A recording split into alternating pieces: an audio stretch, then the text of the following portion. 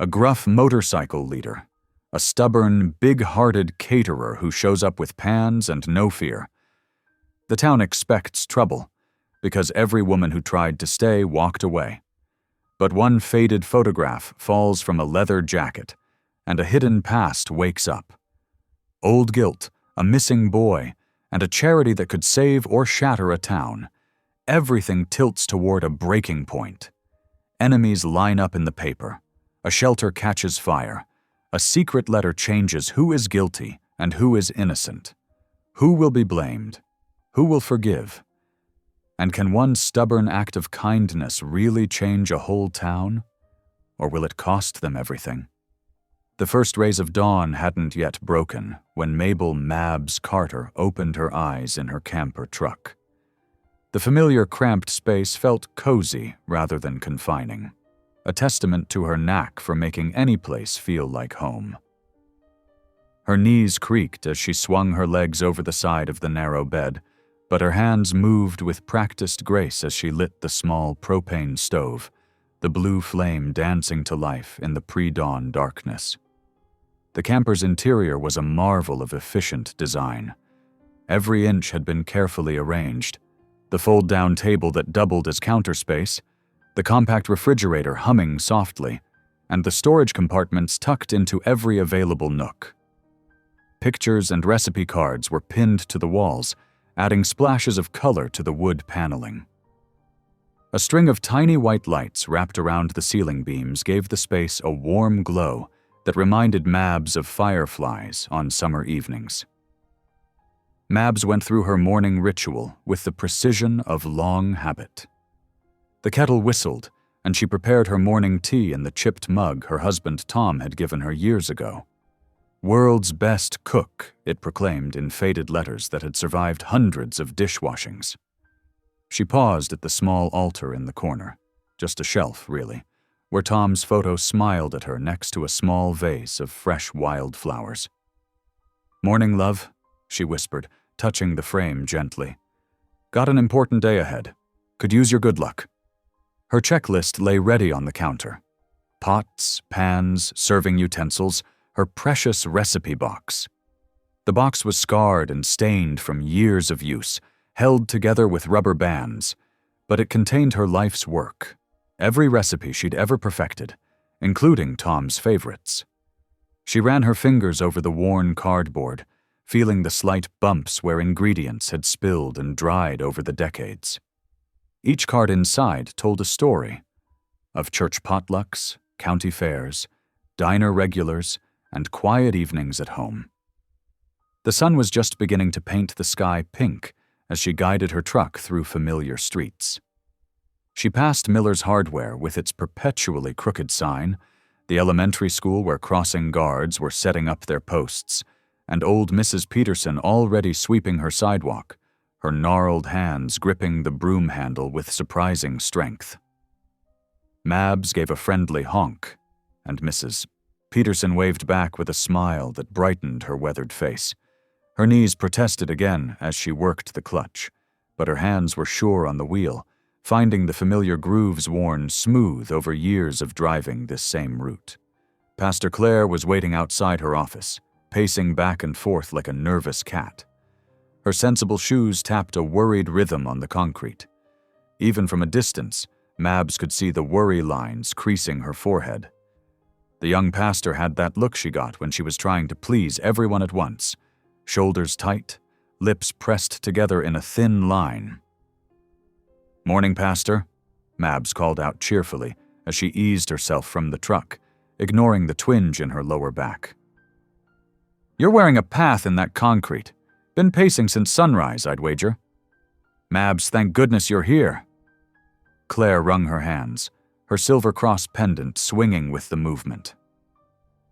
"I've been up half the night wondering if this is the right decision. The town council is already giving me grief about working with the Hells Angels, even though it's for the veterans' shelter.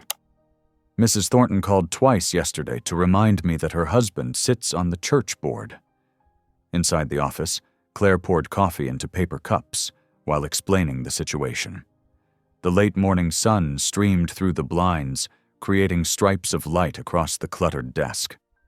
The motorcycle club had offered their compound for the fundraiser, but several prominent church members were threatening to withdraw their support. Claire's normally organized office showed signs of her distress: papers scattered, coffee rings on important documents. "It's not just about the money," Claire said, pushing a strand of hair behind her ear. "Though we desperately need it for the shelter, it's about bridging divides in our community. But if this goes wrong..."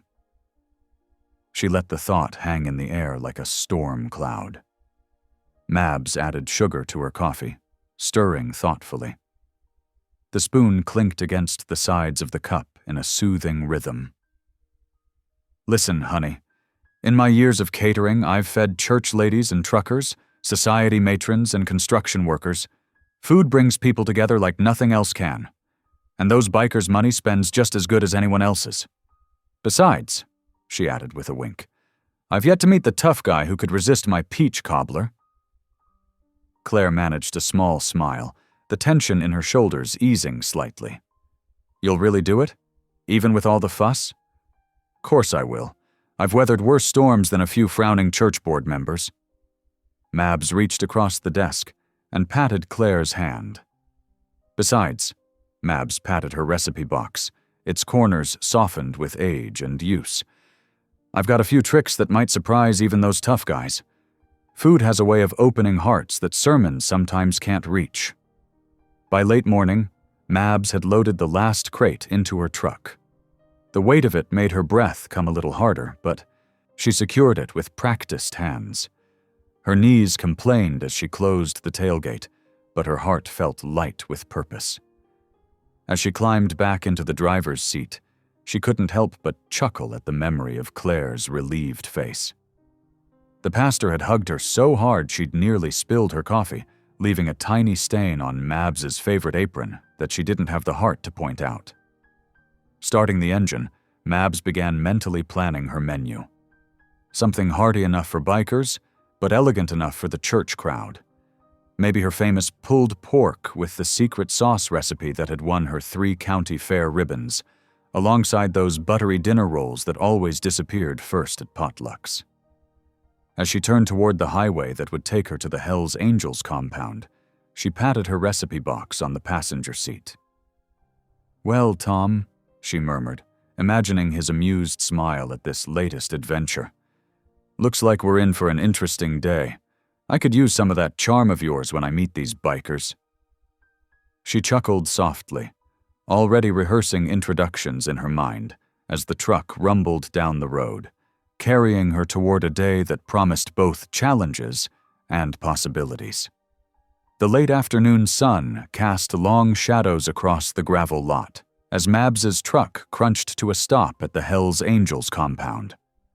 Her first impression was of weathered wood and gleaming chrome, rows of motorcycles lined up like soldiers, their polished surfaces winking in the golden light. A massive mural sprawled across one wall, depicting eagles and flames in vivid colors that had somehow withstood years of sun and rain. The paint barely faded despite the harsh elements. The building itself looked like it had weathered 1,000 storms, standing proud and defiant against time, much like the men who called it home. The air was thick with the scent of motor oil and wood smoke from a pit somewhere out back, mingling with the earthy smell of leather and the faintest hint of cigarettes. Eyes followed her movements, not hostile but watchful, as she climbed down from her truck.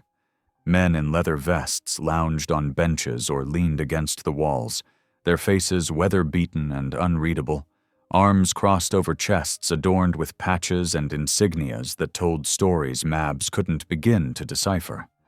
Some nodded slightly in acknowledgement. Others simply observed with the stillness of men accustomed to sizing up strangers. A younger biker with close-cropped hair approached her truck. His beard was neatly trimmed, unlike some of the others whose facial hair grew wild and untamed. "You must be the caterer," he said, his voice surprisingly gentle, a stark contrast to his rugged appearance. "I'm Dale. Let me show you to Rex's office." His smile revealed a chipped front tooth adding an unexpected charm to his otherwise intimidating presence. He led her through a maze of corridors that smelled of leather and cigarettes, the scuffed wooden floors bearing witness to decades of heavy boots. The walls were lined with photos, motorcycles gleaming in desert sunlight, groups of men arm in arm with faces both solemn and laughing. Landscapes from what must have been countless road trips across winding highways and forgotten back roads. Some frames held memorial ribbons, silent testaments to brothers lost. Their boots echoed on the wooden floors, the sound reverberating through the building like a heartbeat. Rex Holloway's office was smaller than she'd expected, almost modest compared to the sprawling compound. Leather jackets hung from hooks like shed skins, and more photos crowded the walls, their frames slightly askew as though hung with haste or emotion rather than precision. A single lamp cast a warm glow over a collection of well-worn books stacked in one corner. The man himself rose from behind a scarred desk, tall, broad-shouldered, with a face that seemed carved from granite, weathered by years of sun and wind and, Mabs suspected, grief. He must have been in his early 60s, with silver threading through his dark hair and lines etched deep around his eyes. Those eyes studied her now, sharp and assessing, missing nothing. "Mrs. Carter," he said, his voice a low rumble that seemed to vibrate in the small space. "Appreciate you taking this on." His massive hand engulfed hers in a handshake that was firm but carefully controlled, as if he was constantly aware of his own strength. They hammered out the details quickly, double her usual rate, clear boundaries about where she could and couldn't go, specific times for setup and cleanup. His responses were clipped but fair, and she noticed how he angled his body to keep the door in view. Old habits, perhaps, or the instincts of a man who had learned the hard way to never let his guard down completely. A faded tattoo peeked from beneath his sleeve when he reached to point at a calendar on the wall, something with intricate linework that disappeared beneath fabric before she could make it out. As she began setting up tables in the main hall, small details caught her eye that contradicted the rough exterior of the place. A burly man with tattoos covering his arms sat in a corner, carefully darning a sock with precise stitches, his massive fingers surprisingly nimble with the delicate needle. Another helped her lift a heavy table, his handshake surprisingly gentle when she thanked him, his eyes crinkling at the corners when he smiled. Someone had placed fresh flowers in a beer bottle on one of the windowsills, wild daisies arranged with unexpected care against the weathered sill. The sun was setting when Rex came to check on her progress, casting long fingers of golden light through the dusty windows that transformed the ordinary space into something almost sacred. He nodded approval at the setup, reaching for his jacket that hung on a nearby hook. The leather was worn soft at the elbows and collar, speaking of years of faithful service. "Looks good." "Looks," he said gruffly, shrugging into the leather with a practiced motion. His shoulders seemed to relax slightly once the familiar weight settled on them. "We'll see you tomorrow, then." His eyes swept the room one more time, a leader's instinctive check that all was as it should be. As he turned to leave, something slipped from an inner pocket, a photograph, yellowed with age, its edges soft and worn from countless handlings. It fluttered to the floor like a fallen leaf, landing face up on the rough wooden planks. Mabs bent to pick it up, fingers automatically gentle with what was clearly a treasured possession, and her heart seemed to stop in her chest. Time suspended itself in that moment, the sounds of the compound fading to nothing. The photo showed a younger Rex, his face unlined, smiling beside a woman and a small boy. The child couldn't have been more than 4, with bright eyes and a mischievous smile that tugged at something deep in Mabs's chest.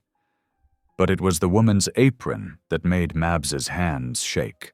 Clearly visible, stitched in familiar thread, were the words M. Carter. The same distinct looping script she recognized from her own wedding gifts, the careful stitches her mother-in-law had taught her to make all those years ago. She barely remembered walking back to her camper, the photograph burning in her pocket like a hot coal. Her mind raced with questions she couldn't begin to answer, possibilities that seemed both impossible and inevitable. The night had fallen completely now, stars pricking through the darkened sky like tiny pinpricks in a navy blue curtain. Inside her camper, hands still trembling, she slipped the photograph under her pillow, unable to look at it again but equally unable to let it go. Her heart pounded so hard she could feel it in her throat, each beat carrying a whisper of questions. How? Why? What did it mean that she was here, now, with this unexpected connection to a man who seemed as far from her world as the stars overhead? Sleep would be impossible tonight, with the weight of coincidence, or was it destiny, pressing down on her like a physical thing?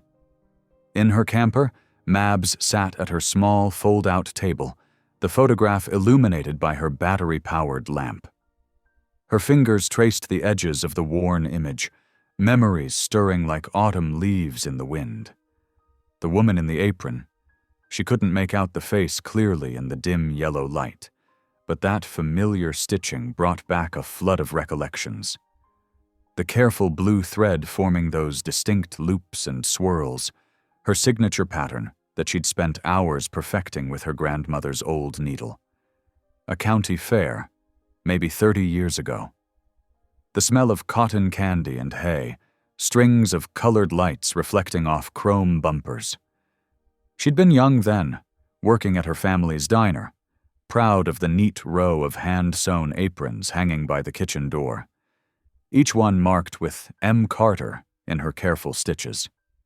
She remembered how her mother had teased her about being so particular with those stitches, spending twice as long as necessary just to make sure they were perfect. The memory flickered like an old film. Herself in one of those aprons, flour dusting her hands as she crimped pie crusts. A small boy perched on a stool, watching with wonder as she shaped the dough. His laughter when she dotted his nose with flour. But the rest was hazy, lost to time like so many other moments from those busy summer days at the diner. The boy's face blurred in her mind's eye, though she could still hear the echo of his giggles bouncing off the diner's tiled walls. She set the photo down and rubbed her tired eyes. Something about that boy nagged at her, like a recipe with a missing ingredient she couldn't quite identify. The apron in the picture, she was almost certain it was one of hers, but how had it ended up in that photograph? And why did looking at it make her heart squeeze with an unexpected ache? Sleep came fitfully that night, her dreams full of half-remembered faces and the sound of motorcycle engines. She tossed beneath her quilt, caught between fragments of memories, a child's sticky hand in hers, the smell of apple pie cooling on the rack, and the distant rumble of motorcycles growing louder then fading away. Morning arrived with a pearl-gray sky and a determined resolve in Mabs's heart. She dressed carefully, practical clothes for cooking, but she took extra care with her hair, pinning it neatly away from her face. She chose her most comfortable shoes and a cardigan that wouldn't restrict her movements while cooking. The photograph sat heavy in her pocket as she walked across the compound's gravel lot, each step crunching beneath her feet like a countdown to something inevitable. The air was crisp with early morning dew, and the compound was just beginning to stir. A few men nodded at her as she passed, their curious glances following her purposeful stride toward the main building. She clutched her recipe notebook tightly against her chest like armor. Rex was already in his office, a cup of coffee cooling on his desk. Papers were spread out before him, but his eyes weren't focused on them. He looked up as she entered, his expression guarded but not unwelcoming. The morning light filtered through the blinds, casting stripes across his weathered face. "Early start," he commented, gesturing to an empty chair. The chair legs scraped against the floor as he pushed it out with his boot. Mabs settled into it, noting how the morning light softened the scars on his face. Fine lines around his eyes spoke of years spent squinting against the sun on open roads. "Always was a morning person," she replied. "Comes with running a diner most of my life. Had to be up before the roosters to get the biscuits started." His eyes flickered at that, just slightly, like a candle flame touched by a draft. "That right? Whereabouts?" His voice was casual, but his fingers tightened almost imperceptibly around his coffee mug.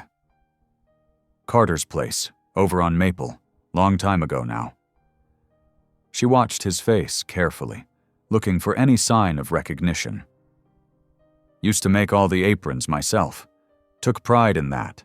Each stitch done by hand, even when my husband said it was foolish to spend so much time on something that was just going to get splattered with gravy." Rex's fingers tapped once on his coffee cup, a small, nervous tell from a man who otherwise seemed carved from stone. "Sounds familiar? Think I might have passed through there? Once or twice?" His eyes drifted to the window, focusing on something distant that only he could see. The silence stretched between them, full of unspoken questions. A coffee pot burbled in the corner, the aroma filling the small office. Outside, a motorcycle engine roared to life, then settled into a purring idle. "How'd you come by that apron?" Mabs finally asked, her voice gentle. "The one in the picture." She didn't pull out the photograph, not yet.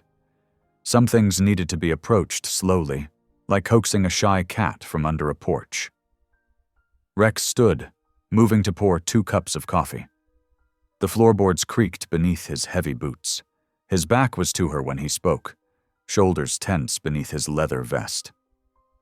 "Found it. Summer of '89, if I remember right. Hanging on a line behind someone's house." He handed her a cup, their fingers brushing briefly in the exchange. "Sugar's there if you want it." Mabs added a spoonful, stirring slowly. The spoon clinked against the ceramic, marking time like a metronome. "Funny thing, had an apron go missing that summer. Never did figure out where it went." She paused, gathering her courage. "The boy in the photo, he has kind eyes. Reminds me of a little fella who used to sit at my counter sometimes." Rex's face closed like a door shutting. The softness vanished, replaced by the mask he wore for the world. "Had," he said quietly, and the weight of that single word filled the room like smoke, making it hard to breathe. Their coffee cups clinked softly in the morning quiet.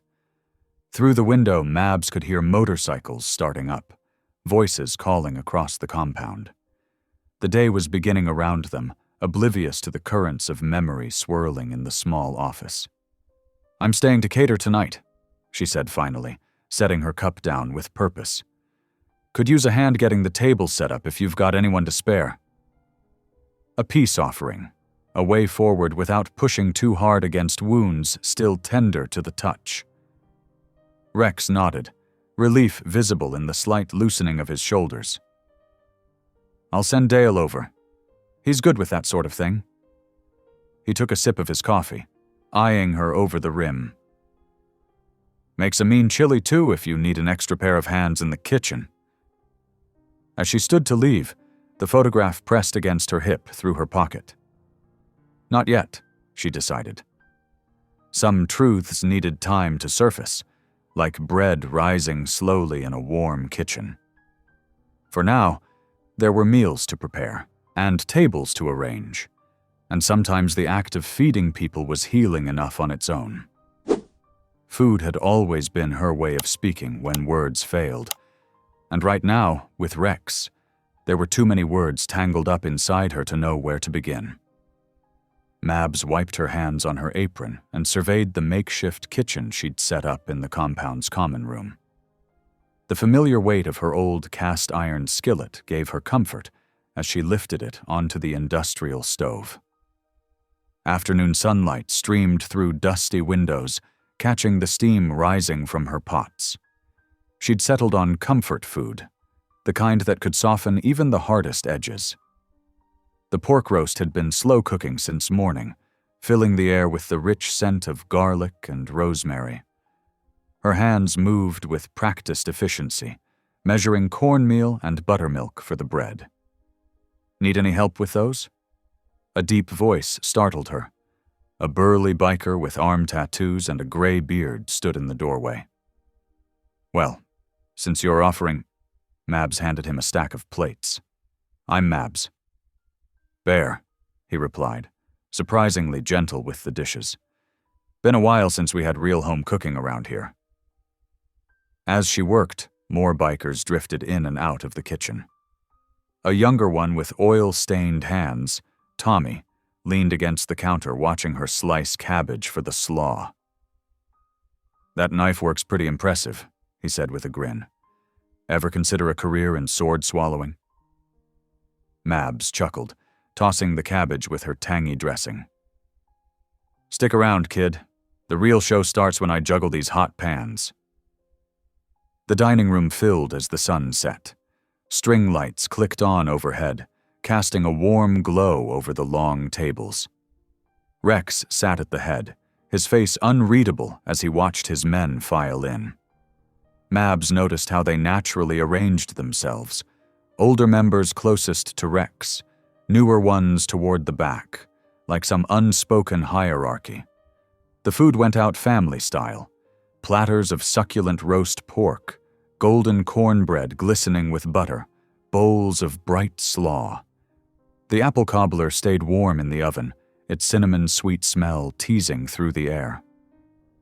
At first, the bikers approached the food warily, as if unsure of this invasion into their space.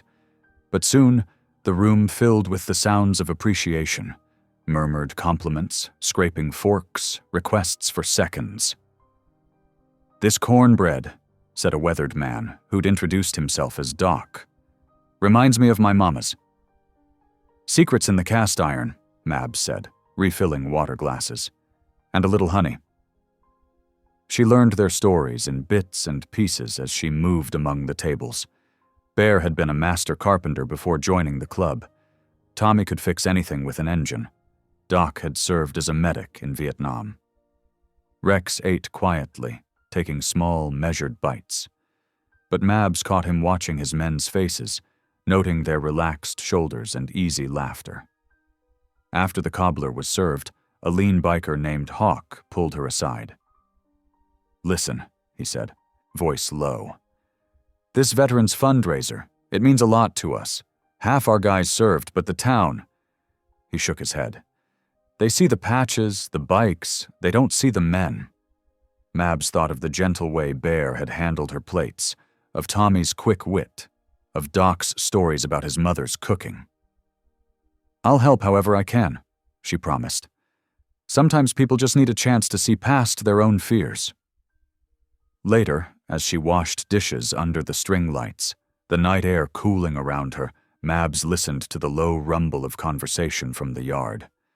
These men, with their leather and tattoos, their rough edges and careful manners, they weren't what she'd expected. She felt an unexpected surge of protectiveness, a desire to show others what she'd seen tonight. Not just a motorcycle club, but a family. Mabs nearly spilled her morning tea when she saw the headline in the Millbrook Gazette. "Hell's Angels to host charity event. Residents fear for safety." Her hands shook as she read the article, the ceramic mug warming her palms, while her heart chilled with each printed word. The black ink seemed to glare accusingly from the crisp newspaper page. "The controversial decision to hold a Veterans Shelter fundraiser at a known motorcycle gang compound has raised serious concerns among local residents. These people have a history of violence," says concerned citizen Harold Matthews, What kind of message are we sending our children? The article went on to list alleged incidents from other chapters, none confirmed, none local. A litany of accusations, drug deals, brawls, weapons charges, all carefully worded with reportedly and alleged, but painting a damning picture nonetheless. Mabs crumpled the paper's edge between her fingers, her jaw tight enough to crack walnuts. She recognized the reporter's name. Dennis Holloway, a man who'd never met a sensational angle he didn't like. Across town, Pastor Claire's office phone wouldn't stop ringing. The shrill electronic tone seemed to pierce directly into her skull with each new call. She pressed her fingers to her temples, feeling the beginnings of a headache as Margaret Whitman, head of the church board, lectured her. The morning sunlight streamed through the stained glass window, casting colorful patterns across her desk that mocked the darkness of the conversation. "This is completely inappropriate," Margaret's voice crackled through the speaker, sharp with disapproval. "We cannot associate our church with criminals. The congregation is in an uproar. My phone hasn't stopped ringing since dawn. Cancel it immediately, or we'll have to reconsider your position." "They're veterans raising money for other veterans," Claire tried to explain, her voice steady despite the knot in her stomach. "If you'd just meet them—" But Margaret had already hung up, leaving nothing but a hollow dial tone echoing in the small office. 3 more calls followed in rapid succession. Claire's notepad filled, quickly.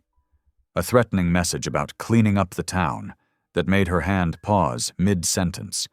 2 longtime volunteers withdrawing their support from the shelter project entirely. Mrs. Donovan, who'd baked communion bread for 20 years, and Bill Hastings, who ran the youth basketball program. Claire's hands trembled as she made notes, the blue ink wobbling across the page like her confidence. At Joe's Diner, with its checkered floor and faded red vinyl booths, Mabs sat in her usual spot by the window, watching the morning regulars huddle over their steaming coffees and freshly delivered newspapers. The whispers reached her ears in fragments, carried on the scent of bacon and syrup. Dangerous elements coming to our town. Children walking to school right past that place. What's Claire thinking letting this happen? Betty, a usually friendly waitress with salt and pepper hair and reading glasses that hung from a beaded chain, barely met Mabs's eyes while refilling her coffee. The pot hovered over the mug, dark liquid splashing carelessly near the rim. "Heard you're working with those bikers," she said quietly, glancing around to see who might be listening. "Be careful, Mabs. They're not good people. My cousin over in Riverdale says they terrorize businesses for protection money." Mabs set her cup down harder than necessary, the porcelain clinking against the saucer. "Have you met them, Betty? Any of them at all?" "Well, no, but then maybe hold off judgment until you have." She softened her tone, seeing the flash of hurt in Betty's eyes. "Sometimes people aren't what the stories make them out to be." Back in her camper, Mabs paced the narrow space between sink and bed. 3 steps one way, 3 steps back. The afternoon sun filtered through the thin curtains, painting everything in a warm glow that belied her mood. The article had done exactly what its writer intended. Stoked fear, spread mistrust, turned neighbors against each other.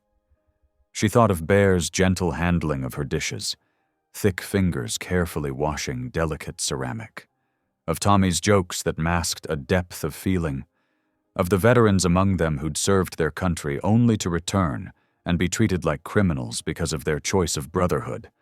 An idea began to form, taking shape like bread dough rising in a warm kitchen. Sometimes the best way to fight fear was with food and fellowship. She'd seen it work countless times throughout her life. Put people around a table together, let them break bread, share salt, pass dishes from hand to hand, and walls started coming down. Words flowed easier with full stomachs and the simple humanity of sharing a meal. Mabs picked up her phone and dialed June Alvarez. The keypad felt cool beneath her fingertips as she punched in the familiar number. If anyone could help rally the right people, it would be June. The retired nurse knew everyone in town, who was reasonable, who was influential, who could be persuaded, and had a gift for cutting through nonsense with her calm, no-nonsense manner. "June, it's Mabs. Have you seen today's paper?" She sank onto the edge of her bed, springs creaking beneath her weight. "That hit piece? Sure have."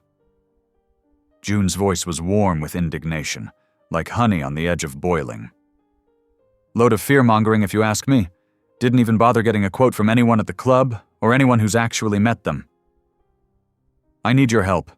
I'm thinking of hosting a potluck at the compound. Something small, informal. Just a few trusted folks who might be willing to come meet these men as people, not headlines."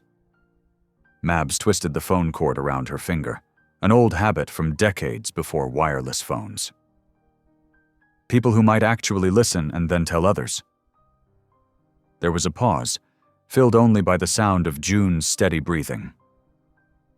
"Could be risky, Mabs. People are pretty worked up.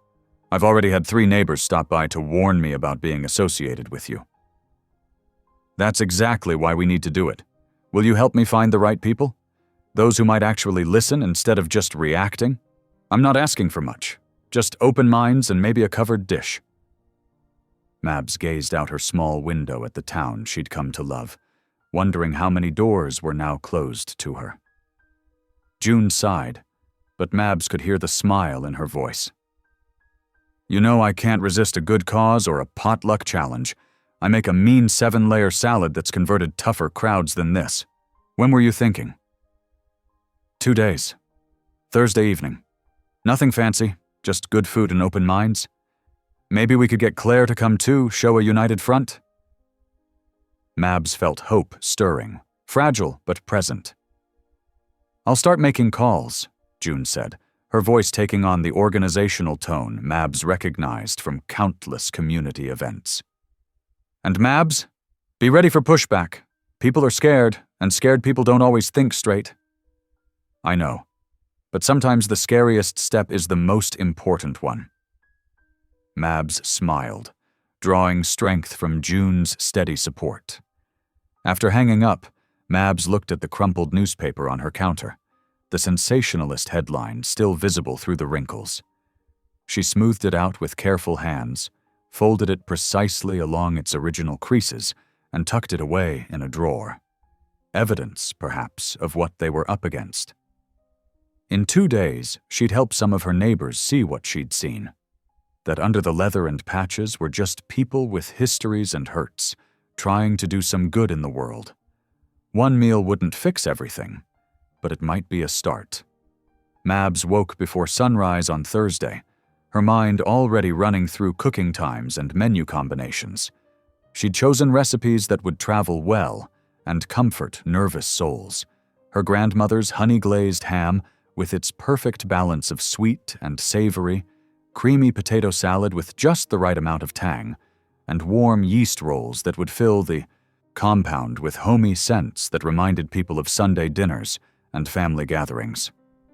By 10 o'clock, the ham was in the oven, perfuming her tiny camper kitchen with aromas that made her stomach growl despite her nerves. Her hands moved with practiced efficiency, dicing celery and onions for the potato salad in quick, precise movements born from decades of feeding crowds. She hummed softly as she worked, an old tune her husband used to whistle when they prepped the diner together. Every so often she paused to check her list, making tiny check marks with a stubby pencil that had seen countless meal plans before this one. "Keep it simple," she muttered to herself, kneading dough for the rolls, feeling the satisfying give of the elastic mass beneath her palms. Simple brings people together. Fancy just makes folks uncomfortable. She shaped the dough with careful pats, remembering how her mother-in-law had taught her this recipe, standing beside her at the counter with flour-dusted hands. At 4:30, Mabs loaded the last container into her truck, checking twice that nothing would slide during the drive. The late afternoon sun cast long shadows across the compound's gravel lot as she pulled in, the engine's familiar rumble announcing her arrival. Several bikers emerged from the clubhouse, their faces a mixture of curiosity and caution. They helped unload, their movements surprisingly careful with her glass dishes and ceramic containers, treating each one like it might be filled with explosives rather than comfort food. "That's real nice china you've got there, ma'am," said a young man with sleeve tattoos and a wary expression. "My grandma had plates like these." "Then your grandma had good taste," Mabs replied with a smile that coaxed a tentative one in return. June arrived first at 5:45, carrying a covered casserole that steamed slightly at the edges. Her silver hair caught the fading light as she approached the compound entrance, her sensible shoes crunching confidently on the gravel, while other townspeople might have tiptoed. Two younger bikers straightened up at the sight of her, uncertain whether to approach or retreat. But June just smiled her nurse's smile, the one that brooked no argument, and said, "Now, which one of you strong fellows wants to help an old nurse with this heavy dish? My arthritis is acting up something fierce today." The Thompson sisters from the hardware store came next, clutching their famous cornbread like shields against an unseen enemy. Their matching cardigans and tight expressions couldn't hide their nervousness as they peered around at the motorcycles lining the lot. Behind them, Mike from the bookstore shuffled in, a store-bought pie in his hands, and an apologetic look that suggested he knew his contribution wasn't homemade. Each time the gravel crunched with new arrivals, Mabs felt the tension rise and fall like a tide, washing through the compound in silent waves.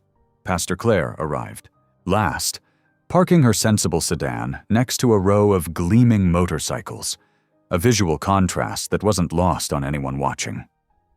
Her hands twisted her cross necklace nervously as she walked up, her professional smile not quite reaching her eyes, but she managed to relax slightly when Mabs greeted her with a warm hug. "Smells wonderful," Claire said, her voice only slightly shaky as she handed over a basket of fresh bread. "I didn't bake it myself. Mrs. Henderson did. She wanted to contribute but wasn't quite ready to come in person." Inside, Mabs had transformed the club's meeting room from a stark gathering space into something inviting. Mismatched tables borrowed from the church and community center formed one long line, covered in white paper tablecloths that brightened the usually dim room. String lights borrowed from her camper cast a warm glow across the ceiling, softening the harsh overhead fixtures. She'd arranged the food buffet style at one end, making sure everyone would have to mingle while serving themselves, a little trick she'd learned from decades of catering gatherings where strangers needed to become friends. The first 15 minutes were painfully awkward, like a middle school dance where no one wanted to be the first on the floor.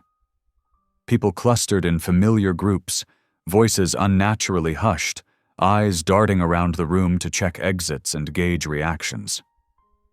Mabs moved between them, filling plates for the hesitant, making introductions with casual confidence, as if this wasn't the most improbable dinner party in the town's history.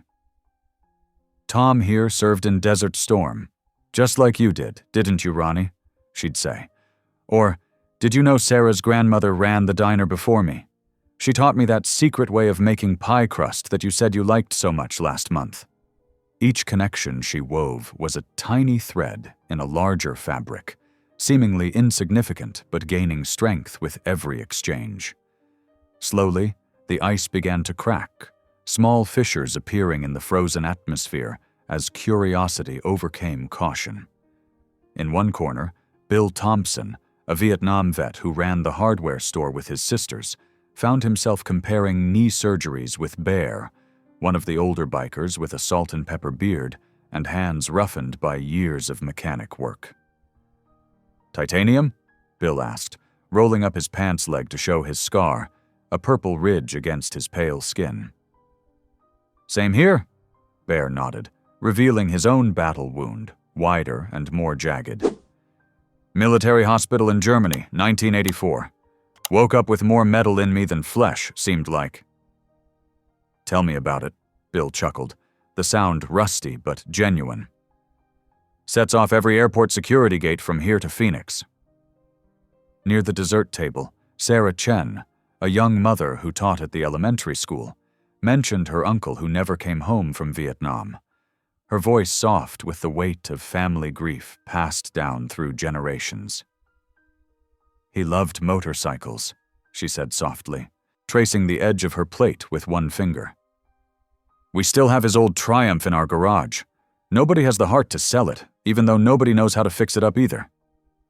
Tommy, one of the younger bikers with watchful eyes that missed nothing, hesitated before pulling out his wallet. He showed her a creased photo, worn at the edges from frequent handling. My dad's first bike was a Triumph. Here he is in '72 before he shipped out. I could take a look at your uncle's bike sometime, if you wanted. The evening's turning point came when Mrs. Alvarez, June's mother-in-law, nearly 90 and proudly independent, struggled with her cane on the compound's front steps. Her thin body wobbled precariously as she tried to navigate the entrance, too stubborn to ask for the help she clearly needed. Before anyone from town could rush to assist, Rex's voice cut through the chatter, his tone brooking no argument. Marcus, he called to one of his men, a hulking figure with surprisingly gentle eyes. Help Mrs. Alvarez inside and bring her a chair with arms from my office. She'll be more comfortable. The room fell silent, conversations suspended mid-sentence, watching as the tattooed biker gently supported the elderly woman's elbow, speaking softly to her in Spanish that flowed more naturally than anyone expected. Mrs. Alvarez, far from being frightened, patted his cheek affectionately when he settled her in her seat, a gesture that drew a shy smile from the imposing man. By the time the sun set completely, casting the compound into darkness relieved only by the twinkling string lights, the atmosphere had shifted noticeably. Not completely transformed, Mabs could still see the wariness in some eyes, still heard the occasional whispered concern behind cupped hands, but the air felt lighter somehow. She watched as Pastor Claire engaged in deep conversation with two veterans about the shelter plans, her earlier nervousness replaced by the passionate advocacy that made her such an effective leader. June sat nearby, exchanging recipes with Bear's wife, while comparing notes about the best treatments for arthritis. As people began to leave, carrying empty dishes and nodding goodbye to their hosts with considerably more warmth than when they'd arrived, Mabs knew they hadn't won everyone over. Through the window, she could see Margaret Whitman's house across town, lights blazing in what could only be interpreted as protest against the evening's attempt at reconciliation. But they'd made a start, a foothold in the steep climb toward understanding. June squeezed her hand as she left, her nurse's fingers warm and reassuring against Mabs's flour-dusted ones. Good work, honey, she whispered, her eyes bright with emotion. Sometimes all people need is a chance to see each other as human. You gave them that tonight, a glimpse past all those labels we stick on each other. Mabs was kneading bread dough when the knock came. 3 sharp raps on her camper door, precise and determined. Through the window she saw a woman she didn't recognize, thin, gray-haired, with sharp eyes that seemed to take in everything at once. Mabel Carter? The woman's voice was steady but held an undercurrent of urgency. I'm Evie Martin. We need to talk. Mabs wiped her hands on her apron and opened the door. Come in, if you can manage the steps. Evie climbed into the camper with practiced care, her movement suggesting she'd visited many such homes before. She settled at Mabs's small table, refusing the offered tea with a quick shake of her head. I saw you at the potluck yesterday, Evie said. Watched from across the street. I couldn't come in, wasn't ready, but I saw something that changed everything. She pulled a worn envelope from her bag. A photograph fell from someone's pocket. Tommy picked it up, showed it around asking if anyone had lost it. Mabs's hand went instinctively to her pocket, where Rex's photograph lay hidden. "I have it here. May I?" Evie's fingers trembled slightly as she took the photo. Her breath caught. "The boy in this picture, that's my son, Michael." The dough on Mabs's counter continued to rise in the silence that followed. Finally, Mabs spoke. "Rex told me his son died in a club accident. Is that what he believes?" Evie's laugh was hollow. "Michael ran away. We had a terrible fight. He was 17, angry at the world, wanting to ride with the club against his father's wishes. The next morning he was gone. Left a note saying not to look for him." She smoothed the photograph with careful fingers. "I've spent 23 years looking anyway." "Did you ever find anything?" "Dead ends, false hopes, until yesterday, when I saw this photo being passed around." Evie's eyes were fierce now. "That's my boy, and that's my apron he's wearing. I recognized the stitching, which means Rex Holloway knows something about what happened to my son." As if summoned by his name, a motorcycle roared into the lot. Through the window, Mabs saw Tommy talking to Rex, pointing toward her camper. Rex's face went still when he looked their way. "He's coming," Mabs said softly.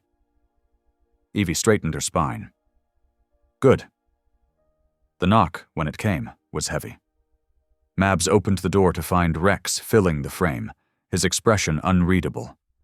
"Mrs. Martin," he said, "it's been a long time." 23 years, 4 months, and 12 days, Evie replied. "But who's counting?"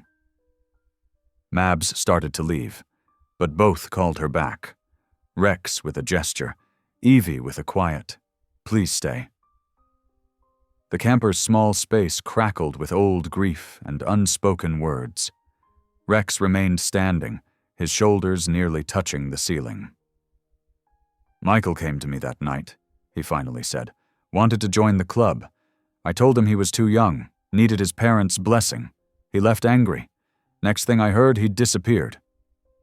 "That's not the whole truth," Evie said. Her voice was steady, but her hands were white-knuckled in her lap. "I have proof. A letter came to me last month, anonymous, postmarked from Arizona. It mentions you by name, Rex. Mentions things only someone who was there that night would know." Rex's face paled slightly. "What letter?"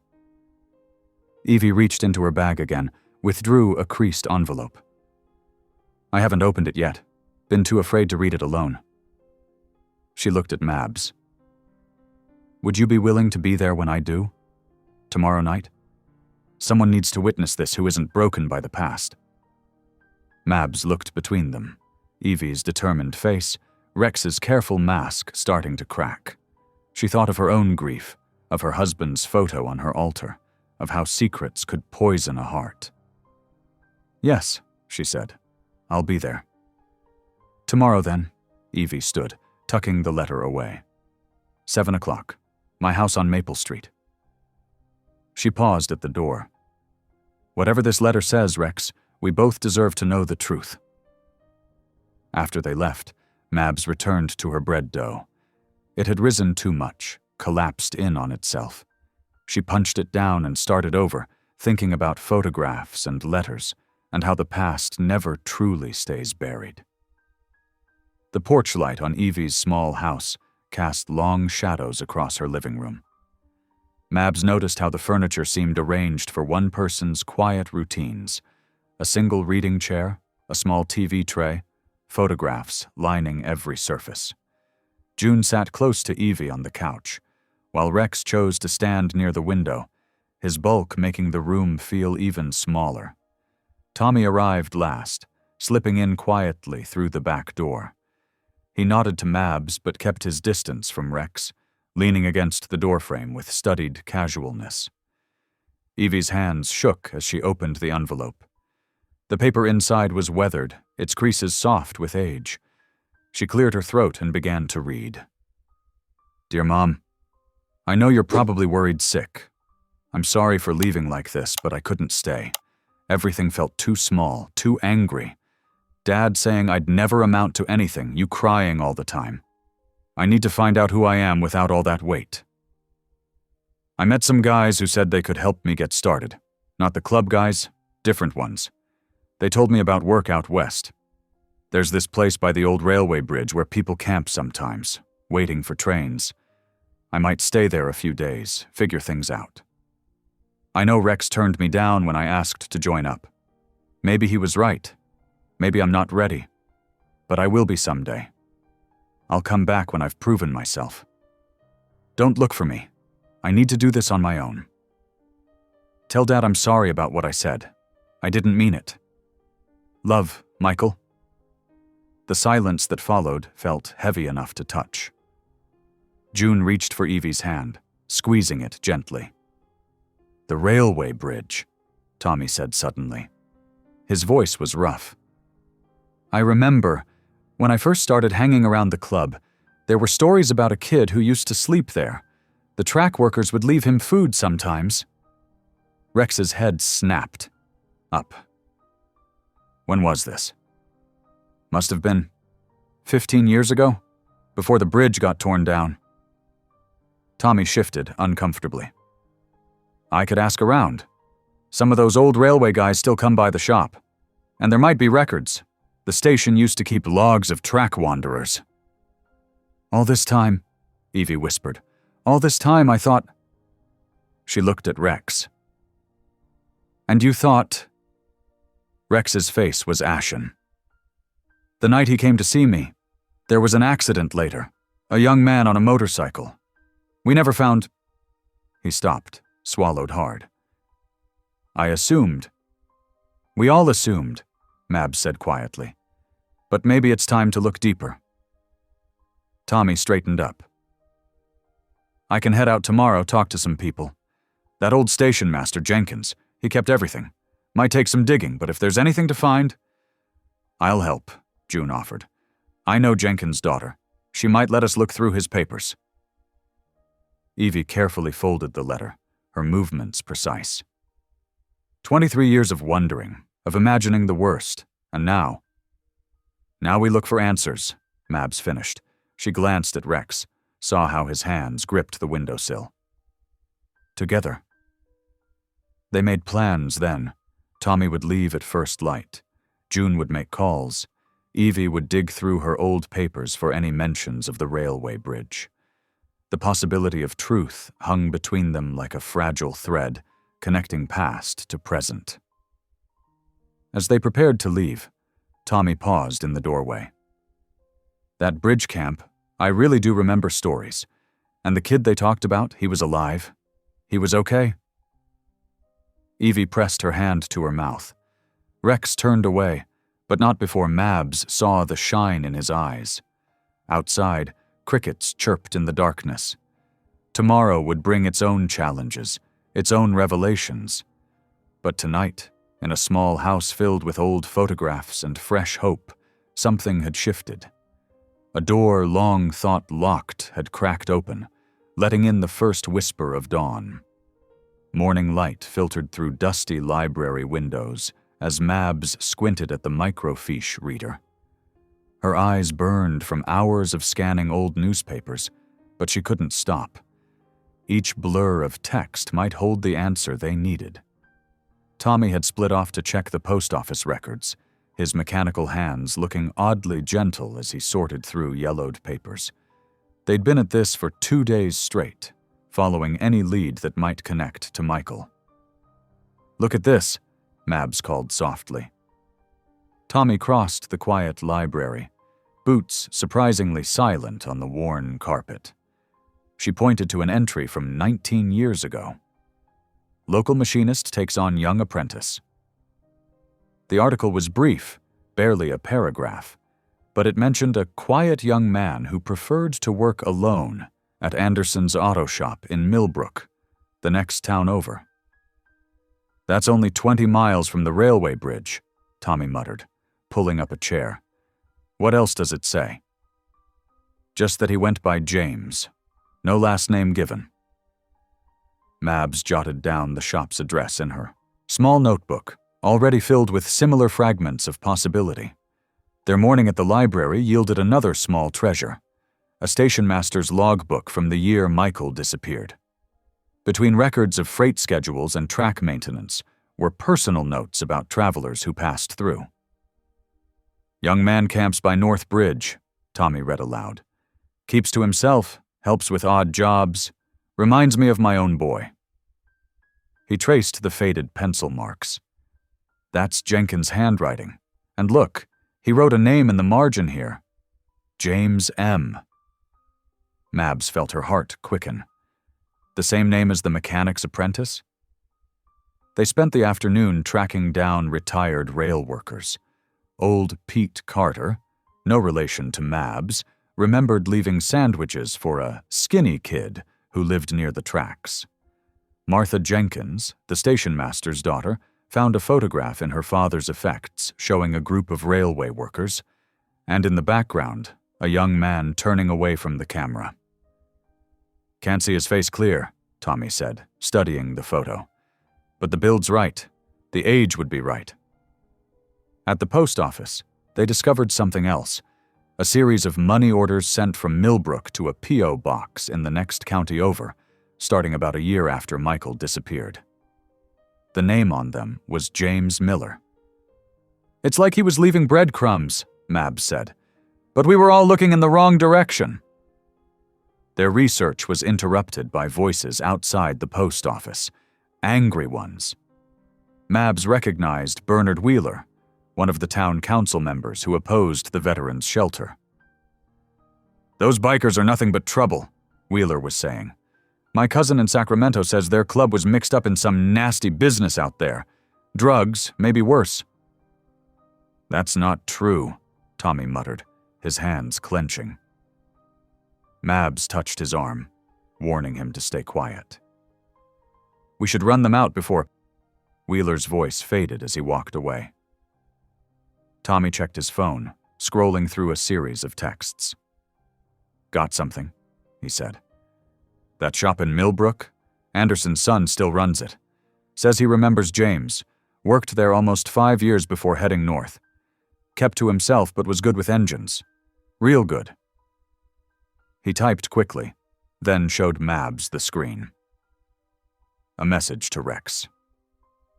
"Found solid lead. Guy named James Miller. Worked Anderson's auto in Millbrook. Match is strong. Can meet this afternoon?" The response came quickly. 3 p.m. Bring what you have." Mabs nodded, already planning. "I'll make some food, something simple but filling. If this goes where we hope—" She didn't finish the thought. Hope was a delicate thing, easily bruised. Tommy's phone buzzed again. The message was brief. "Anderson's son says James sometimes comes by for parts. Due in today." "I'll head to the compound," Mabs said, gathering her notes. "Get some food ready. Whatever happens, people need to eat." "Always taking care of everyone," Tommy said with a small smile. "It's what I do," she replied. "Sometimes feeding people is the only way to keep them grounded when the world shifts under their feet." They parted outside the library, Tommy heading to his truck, Mabs to her camper.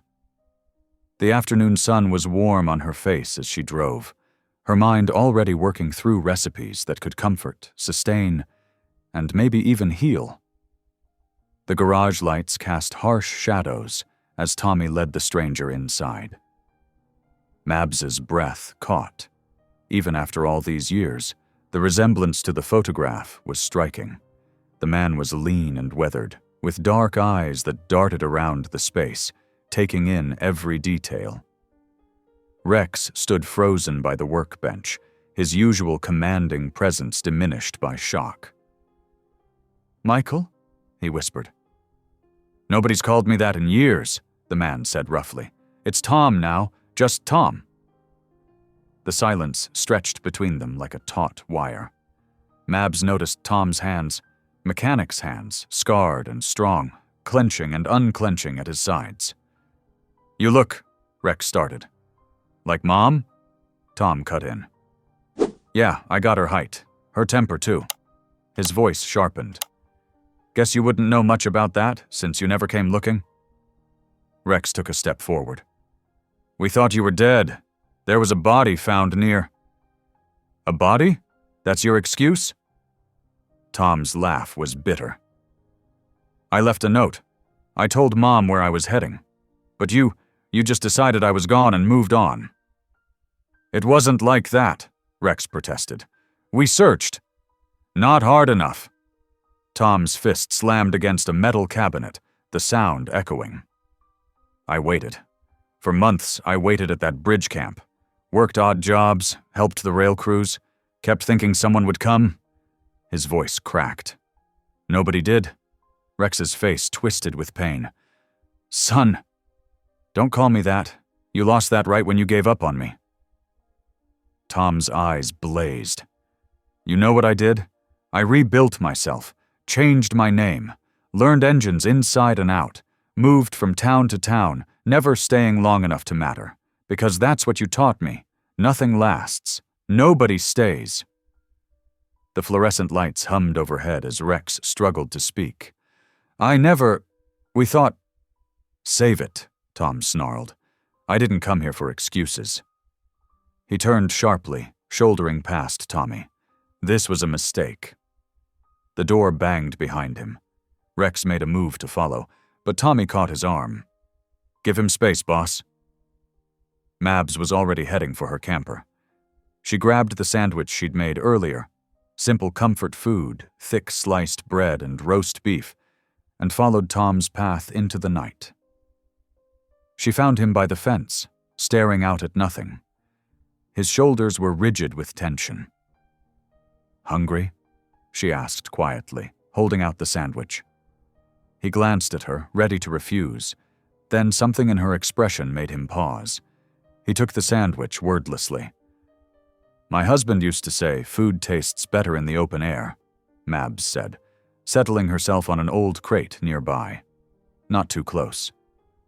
Of course, he said that about everything. Man could find the bright side of a thunderstorm. Tom took a bite, chewing slowly. "He sounds optimistic." "He was. Taught me a lot about second chances." She watched him eat. "You've had a rough road." "Made my own way." "That takes strength," she acknowledged.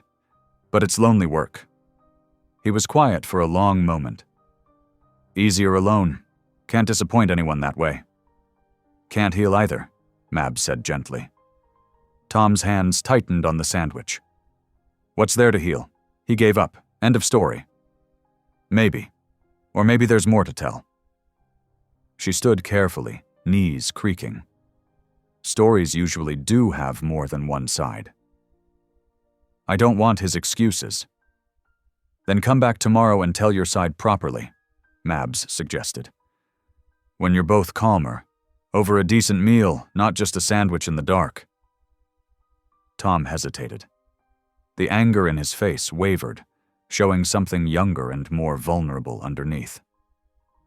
"No pressure," Mabs added. "Just food and talk. Whatever happens after is up to you." He finished the sandwich in silence, brushing crumbs from his hands. Finally, he nodded once, sharply. "Tomorrow, but I'm not promising anything." "Fair enough," Mabs said. "Dinner's at 6. She watched him walk away into the darkness, his steps a little less hurried than before. It wasn't much, just a sandwich, just a promise to return. But sometimes the smallest gestures made the biggest differences. The morning sun filtered through the shelter's dusty windows as Tom shifted uncomfortably in his metal folding chair. Pastor Clare had arranged the meeting in the shelter's common room, where a small group of volunteers gathered around a worn table. "We're grateful you came," Pastor Clare said, her voice warm but careful. "Sometimes the best way to understand a project is to see it firsthand." Tom's eyes swept the room, taking in the patched walls, the stack of cots in the corner, the coffee maker that had definitely seen better days. A few veterans sat nearby, their postures familiar to him in a way that made his chest tight.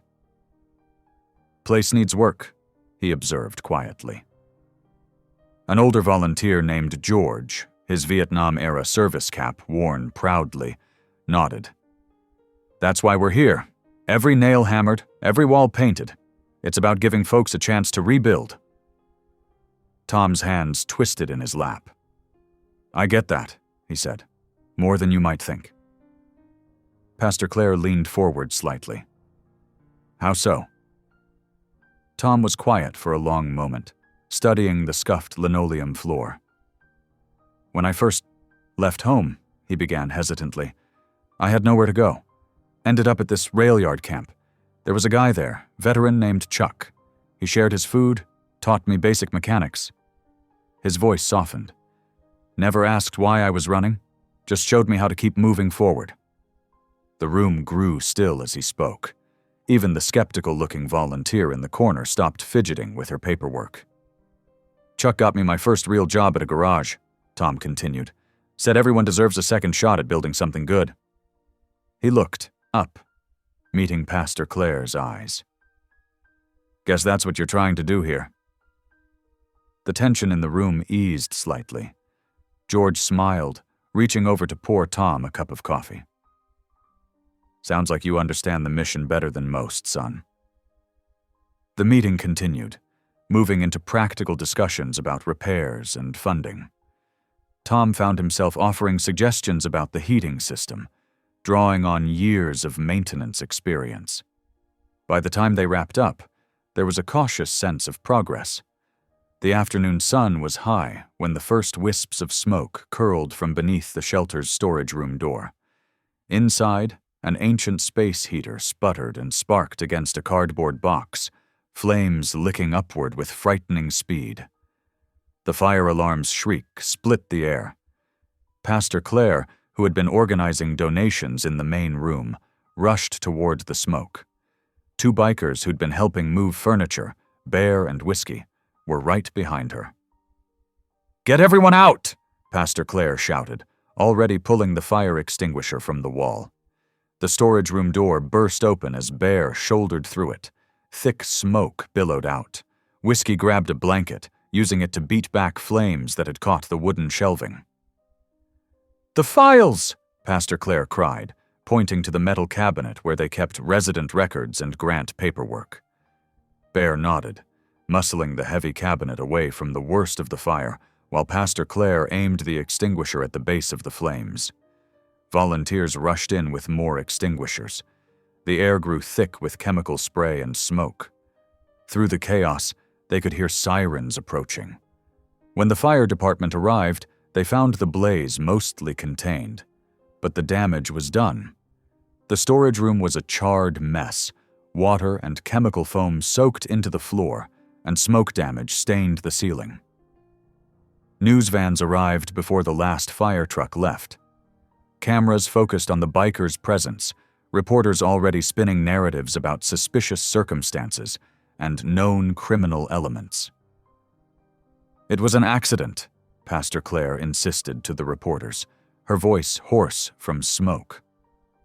The bikers helped save our records and prevent worse damage. But the cameras had already turned away, focusing instead on shots of leather-clad figures against the backdrop of fire trucks. The story was already being shaped, truth bending under the weight of assumption. Tom watched from across the street, his morning's cautious hope curdling into familiar bitterness. He saw how the reporters ignored Bear's soot-streaked face, how they cropped Whiskey out of shots, showing volunteers hugging in relief. By sunset, the shelter stood partially scorched but still standing. The day's progress had gone up in smoke, leaving behind ashes and hardened suspicions. The town's divide felt wider than ever, burned deeper by flames and prejudice. Pastor Clare found Tom as the crowds dispersed. "Don't let this discourage you," she said quietly. "We'll rebuild. Truth has a way of coming through, even if it takes time." Tom nodded, but didn't respond. He knew too well how stories could be twisted, how assumptions could burn hotter than any fire. The shelter's charred walls seemed to mock the morning's tentative steps toward understanding. Mabs stared at the morning paper's bold headline. Biker gang negligence puts shelter at risk. Her hands trembled as she read the article over her morning tea. The reporter had twisted everything, painting the bikers' rescue efforts as suspicious and suggesting their presence had somehow caused the fire. She grabbed her phone as it buzzed with a text from Pastor Claire. Emergency meeting at church. Board demanding answers. Through her camper window, Mabs watched bikers gathering in tight clusters around the compound, their faces grim. The morning sun cast harsh shadows across the gravel lot. At 10 o'clock, local radio started broadcasting calls from concerned citizens. One woman's voice crackled through Mabs's small radio. "These dangerous men have no business near our vulnerable veterans. The pastor should be ashamed." Pastor Claire arrived at the compound just after noon, her eyes red-rimmed. "The board's threatening to withdraw support," she said, collapsing into a chair in Mabs's camper. "The mayor called. He's strongly suggesting we cancel the fundraiser." "But the bikers helped stop the fire," Mabs protested, setting a mug of tea in front of Claire. "Facts don't matter right now. People see what they expect to see." By 2 o'clock, the club called an emergency meeting. Mabs watched them file into the main hall, 30 men in leather vests, faces etched with worry and anger. "We need to vote," Tommy announced, standing at the front. "Continue with the fundraiser or cancel?" The room erupted in overlapping voices. "We can't back down now," Bear growled. "That's what they want." "My cousin's on parole," another member countered. "We don't need legal trouble." Mabs noticed Rex slip quietly toward the door, his shoulders heavy. She followed him outside. "Where are you going?" she called. "They need your vote." He turned, his face haunted. "Everything I touch falls apart. Best I stay clear." "That's not true," Mabs insisted, but he was already walking away toward his cabin at the compound's edge. Back inside, the debate raged. Mabs raised her voice above the chaos. "Listen to me. I have a plan." The room gradually quieted. "We've got skilled labor right here," she continued. "Electricians, carpenters, painters. We could repair the shelter ourselves, show the town what you're really about." Tommy nodded slowly. "She's right. We could document everything, post updates online." "And risk more accusations?" someone called out. "They'll say we're destroying evidence." "My insurance won't cover it if we're involved," another added. The argument circled for another hour. Mabs watched hope drain from faces as fear took hold. When Tommy finally called the vote, it was 15-14 in favor of postponement. "Just until things cool down," Tommy assured her afterward, but his eyes were defeated. Through the hall's windows, Mabs could see Rex's cabin in the distance, dark and silent as the afternoon shadows lengthened. The club's decision hung heavy in the air, another victory for prejudice over progress. As members filed out, Mabs heard snippets of their conversations, guilt mixing with resignation, anger with relief. She stayed behind, gathering empty coffee cups, her mind already turning toward what to do next. The shelter's charred walls might be a setback, but she wasn't ready to let hope go up in smoke.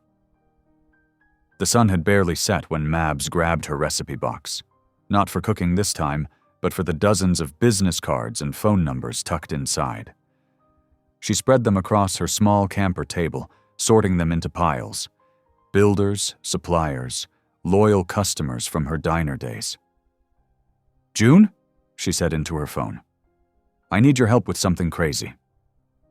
June arrived within 20 minutes, her silver hair tied back in a no-nonsense bun.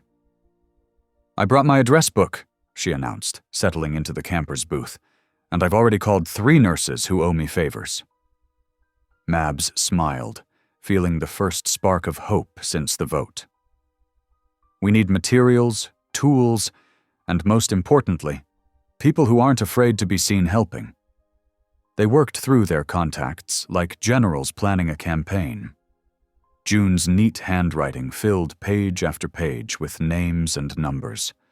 By 9 o'clock, they had their first victory. Mr. Henderson from the hardware store agreed to donate paint and supplies.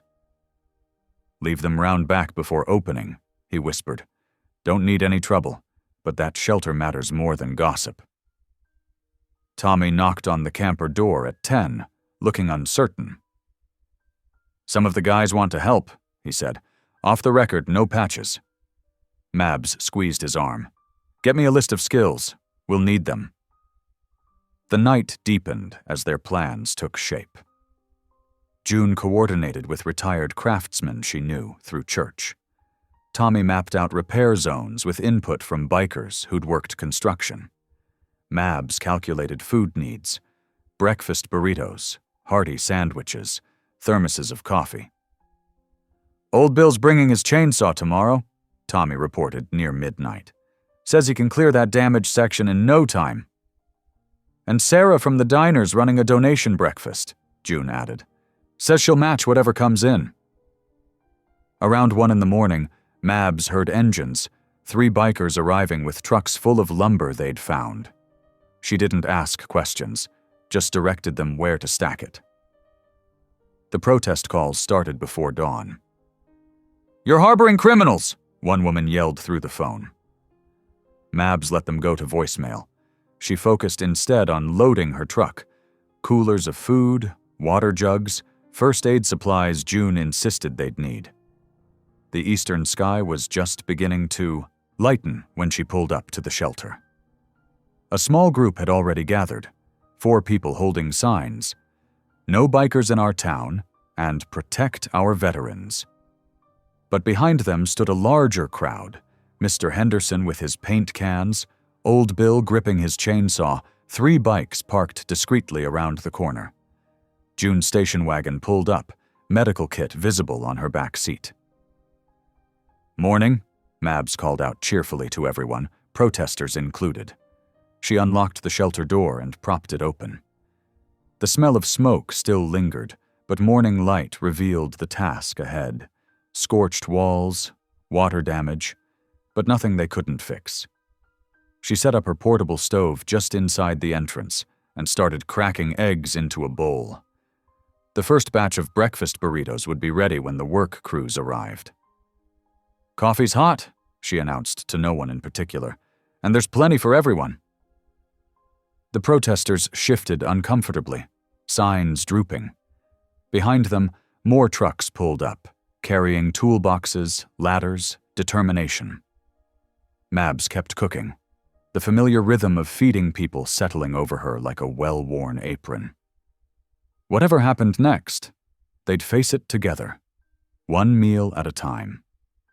Dawn broke fully as she wrapped the first warm burrito, ready to hand it to whoever stepped through that door first: protester or helper, biker or townsperson.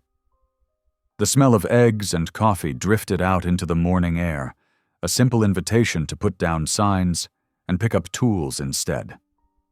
The morning sun climbed higher as volunteers formed work teams. Old Bill and 2 bikers tackled the burned section, their chainsaws drowning out the last few protesters who drifted away when no one paid attention. "Water damage here," June called out, pointing to a dark stain on the ceiling. "We'll need dehumidifiers." Tommy appeared with industrial fans from the club's garage. "These should help," he said, setting them up to create airflow. Inside, the work moved with surprising efficiency. Mr. Henderson directed painting crews while retired carpenter Ed Walsh supervised the structural repairs. The smell of sawdust mixed with fresh paint and coffee as Mabs kept the workers fed and hydrated. "Sandwiches at noon," she announced, watching a burly biker named Bear carefully hold a ladder for Sarah from the diner as she scraped loose paint from the walls. By midday, the transformation was visible. The damaged roof section had been cleared and temporary patches installed. Salvageable furniture was cleaned and set aside, while damaged items were sorted for disposal or repair. "Look at this," June whispered to Mabs, nodding toward the main room. Bear and two other bikers were helping Ed raise a heavy support beam, their muscles straining. When it locked into place, spontaneous applause broke out. Bear ducked his head, embarrassed by the attention. The local news crew arrived around 2 o'clock, cameras rolling as volunteers passed buckets of debris in a human chain. There, reporters seemed surprised to find bikers working alongside church ladies and business owners. "This isn't the story we expected," she admitted to Mabs, while filming a segment about the community response. Tommy spent the afternoon moving between work crews, his shoulders tense until he spotted Rex standing quietly at the edge of the property. The younger man walked over, wiping paint from his hands. "I'm sorry," Tommy said loud enough for nearby workers to hear. "For running, for blaming you, for everything." Rex's weathered face softened slightly. He nodded once, then picked up a paintbrush and joined the work without a word. As the afternoon waned, June received a call. The city council had scheduled an emergency hearing for 9 the next morning to reconsider the shelter's funding. The news spread quickly through the work crews. "They need to see this," Sarah said, gesturing at the progress. "See how everyone came together." Mabs gathered a small group in the newly cleaned break room. Tommy, June, 2 bikers named Mike and Bear, and Pastor Claire, who'd arrived with sandwiches. They spread out papers on a folding table, preparing testimony about the day's events. "Pictures," June suggested, scrolling through her phone. "I've been documenting everything." "We should talk about the veterans we serve," Pastor Claire added. "Real stories, real needs." Tommy studied a budget sheet.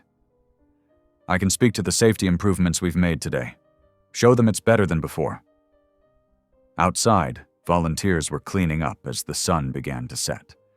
Tools were gathered, tarps secured over unfinished sections, paint cans sealed. The shelter, though still bearing scars, stood stronger than it had that morning. Mabs watched the last trucks pull away, their headlights cutting through the gathering dusk. Her feet ached from hours of standing, serving, coordinating. But when she looked at the building, at the fresh paint dried in patches, at the new wood gleaming against the old, she felt a fierce pride in what they'd accomplished. June touched her arm. "Get some rest," she said. "Tomorrow's another battle." Mabs nodded, gathering her empty coolers and cooking equipment. The hearing loomed in the morning, but today had shown her something important. When people worked together, even the deepest divisions could begin to heal. Mabs arrived at City Hall before sunrise, her hands clutching a worn leather portfolio filled with shelter records. Already, a line snaked down the granite steps, concerned citizens, shelter supporters, and club members standing in uneasy clusters. The chambers filled quickly. Fluorescent lights cast harsh shadows across worried faces as the board members took their seats. Pastor Claire sat rigid in the front row, her Bible clutched tight. Behind her, Tommy fidgeted with his collar, uncomfortable in borrowed dress clothes. When Mabs's name was called, she walked to the podium with steady steps despite her racing heart. The microphone squealed briefly as she adjusted it. "Last year," she began, her voice clear and strong, "Marcus Jensen came to our shelter after sleeping in his car for 3 months. He'd served 2 tours in Afghanistan. Today he has an apartment and works as a mechanic." She paused, letting that sink in. "Sarah Williams, former Army nurse. We helped her access medical care and housing assistance. She volunteers at the shelter now, teaching first aid classes." Mabs pulled out a dated ledger. "I have names, dates, outcomes. 28 veterans housed last winter alone. 15 connected to jobs, 33 receiving medical care they couldn't access before." She looked up, meeting board members' eyes. "These aren't just numbers. They're people who served our country and needed help coming home." She described the recent repairs in detail: new fire safety systems, updated wiring, reinforced structure. The motorcycle club didn't cause these problems. They stepped up to fix them, working alongside your neighbors, your church members, your business owners.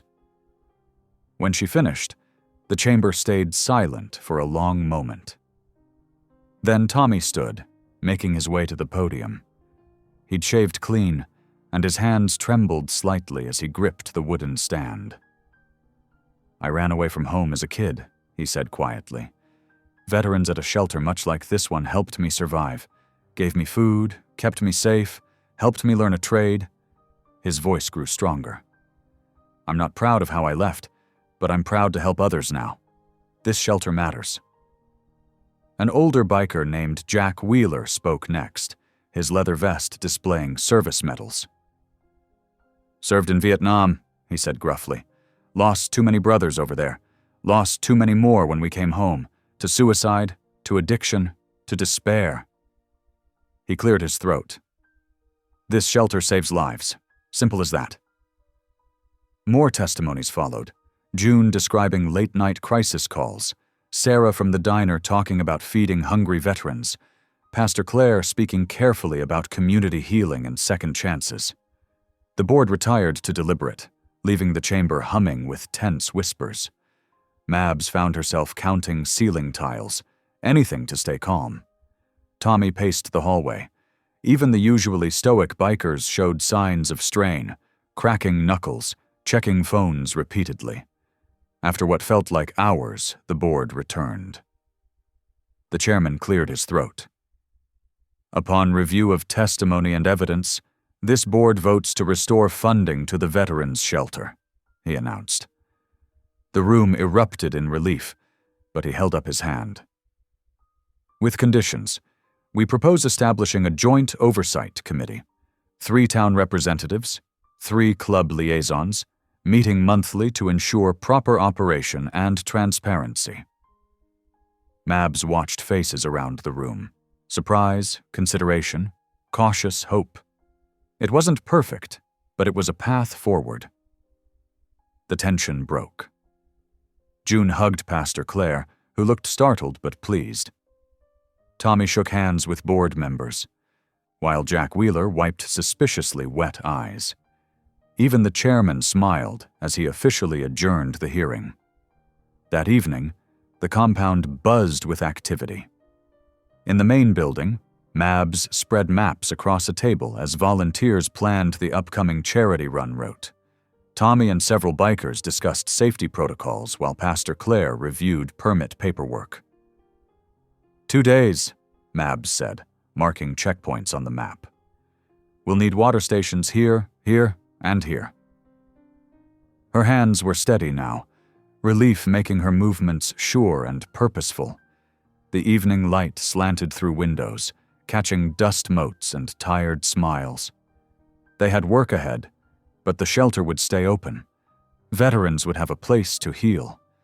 And maybe, just maybe, their town had taken the first steps toward healing too.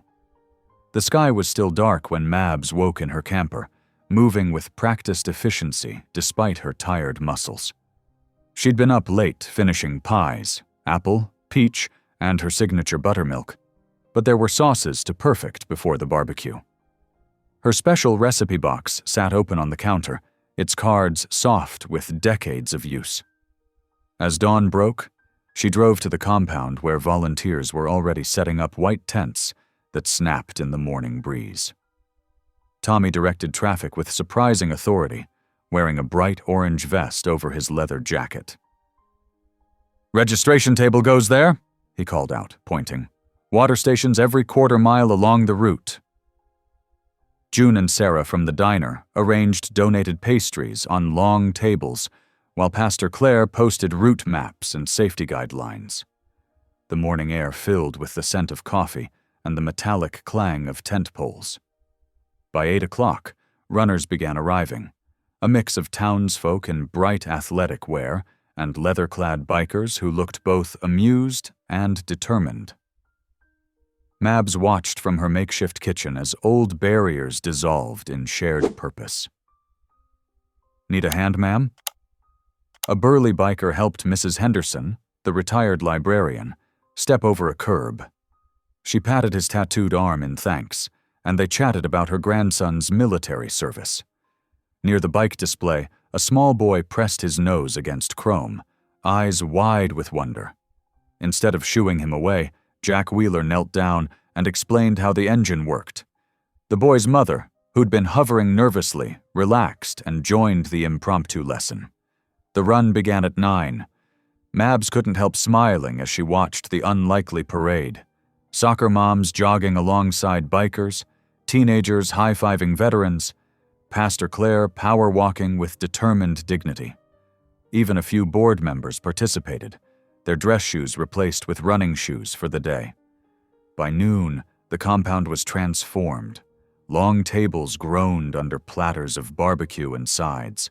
Veterans shared stories over pulled pork and coleslaw, while children darted between chairs. The mayor gave a mercifully brief speech, followed by Pastor Claire announcing the final fundraising tally. "Thanks to everyone's generosity," she said, voice wavering slightly. "The shelter will remain open and fully funded for the next 2 years." The cheer that went up was deafening. Later, as afternoon mellowed toward evening, Mabs found herself sitting with Rex at a corner table. The photograph lay between them, creased, familiar, heavy with unspoken words. "I kept it all these years," Rex said quietly. "Reminder of simpler times." "That summer at the fair," Mabs nodded, "before everything got complicated. You always knew how to feed people's souls, not just their bodies." He touched the edge of the photo. "Maybe that's what we need now. Not to fix the past, but to build something new, something that helps people heal." "One meal at a time," Mabs agreed, her hand briefly covering his. As dusk settled, someone strung lanterns between the tents. Music drifted from portable speakers, nothing too loud, just enough to get people swaying. June taught a group of bikers to line dance, while Tommy and his father shared a quiet moment by the bikes, their reconciliation visible in relaxed shoulders and small smiles. Mabs surveyed the scene from her position by the dessert table. Evie sat with a group of veterans, her face peaceful as she listened to their stories. Pastor Claire had loosened her collar and was laughing at something Jack Wheeler said.